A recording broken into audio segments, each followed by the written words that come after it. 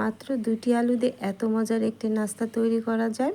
মুখরোচক এই নাস্তাটি আপনি আলু দিয়ে তৈরি করতে পারেন। টক ঝাল মিষ্টি এই নাস্তাটি খেতে খুবই ভালো লাগে। বিকেলের নাস্তা হিসেবে মাত্র 2টি আলু দিয়ে মজাদার নাস্তাটি আপনি বানিয়ে খেতে পারেন। আসসালামু আলাইকুম, কেমন আছেন সবাই? আলু দিয়ে এই নাস্তাটি আমি তৈরি করেছি, খেতে খুবই মজা হয়েছে। চলুন শুরু করা যাক। মাত্র 2টি আলু দিয়ে কীভাবে আমি এই নাস্তাটি তৈরি করেছি। এখানে আমি 2টি মাঝারি সাইজের আলু নিয়ে নিয়েছি। এখন আলুর খোসাটা আমি ছাড়িয়ে নিচ্ছি। আলুর খোসাগুলো আমি ছাড়িয়ে নিয়েছি, দেখতে পাচ্ছেন। এভাবে আমি আলুর খোসাগুলো ছাড়িয়ে নিয়েছি। এখন আমি আলুগুলো স্কোয়ার শেপ দিয়ে কেটে নেব। আপনারা চাইলে যে কোনো শেপ দিয়ে কেটে নিতে পারেন। আমরা যেভাবে ফ্রেঞ্চ ফ্রাই খাই সেভাবে আমি একটু কেটে নিয়ে তারপরে ছোট ছোট পিস করে নিচ্ছি। আপনারা চাইলে মাথার অংশটা কেটে প্রত্যেকটা অংশই স্কোয়ার শেপ করে নিতে পারেন। আমি কোনো অংশই ফেলে দিচ্ছি না, সেজন্য আমি এভাবে স্কোয়ার শেপ করে কেটে নিচ্ছি। এভাবে সম্পূর্ণ আলুগুলো আমি কেটে নেব। আর খুবই অল্প সময়ে বিকেলের নাস্তায় আপনি এই চটপটার নাস্তাটা রাখতে পারেন, খেতে খুবই ভালো লাগে। আমি আলুগুলো কেটে নিয়েছি, দেখতেই পাচ্ছেন।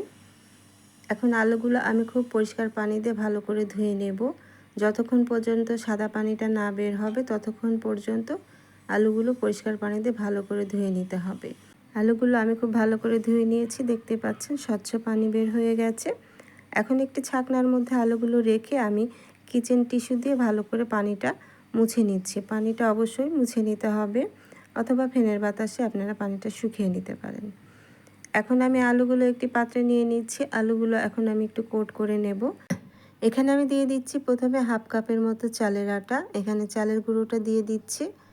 চালের গুঁড়ো দিয়ে আমি মাখিয়ে নিচ্ছি, দেখতে পাচ্ছেন। আলুর গায়ে কোনো রকম পানি থাকা যাবে না। আর এখানে চালের গুঁড়ো খুব বেশি দেওয়া যাবে না। এখানে আমি আরও দিয়ে দিচ্ছি হাফ কাপ দিয়ে দিচ্ছি কর্নফ্লাওয়ার। কর্নফ্লাওয়ারটা দেওয়ার চেষ্টা করবেন। কর্নফ্লাওয়ার দিলে আলুগুলো একটু বেশি ক্রিস্পি হবে।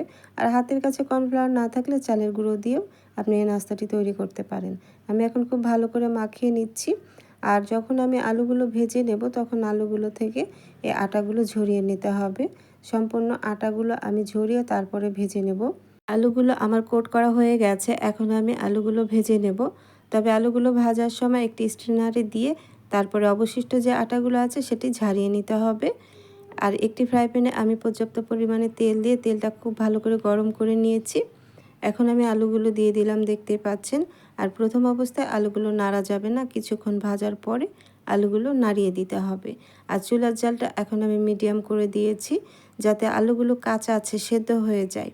আর তেলটা খুব বেশি গরম করা যাবে না, মিডিয়াম গরম করে তারপরে আলুগুলো তেলের মধ্যে ছেড়ে ভেজে নিতে হবে।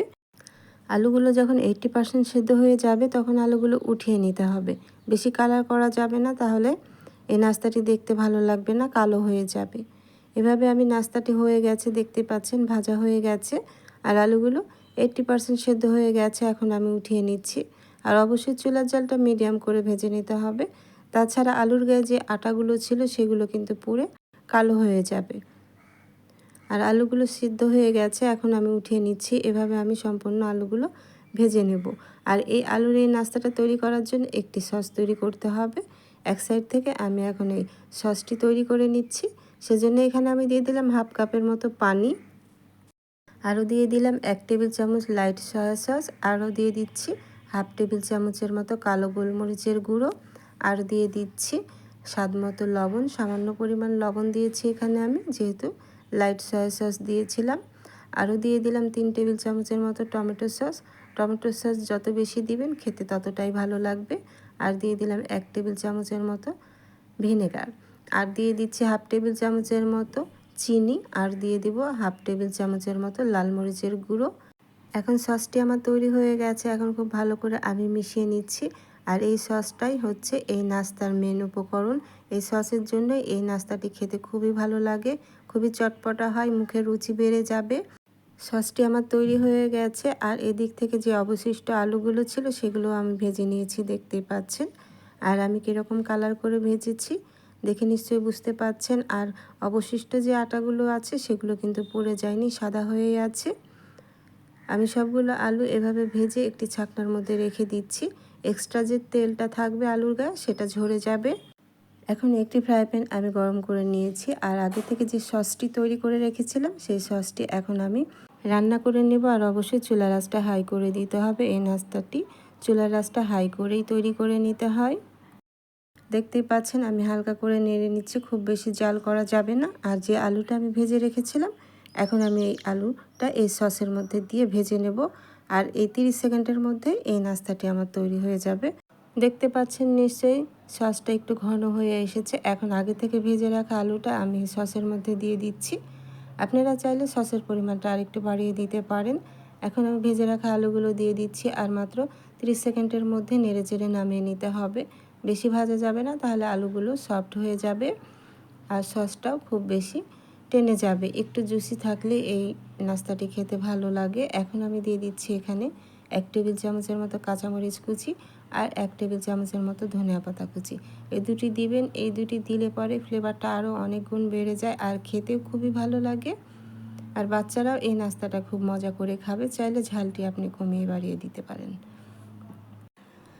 আলু দিয়ে তৈরি মজার এই নাস্তাটি কিন্তু আমার তৈরি হয়ে গেছে। এখন আমি নামিয়ে নেব। খুব বেশি জাল করা যাবে না, আর খুবই মজা হয় খেতে।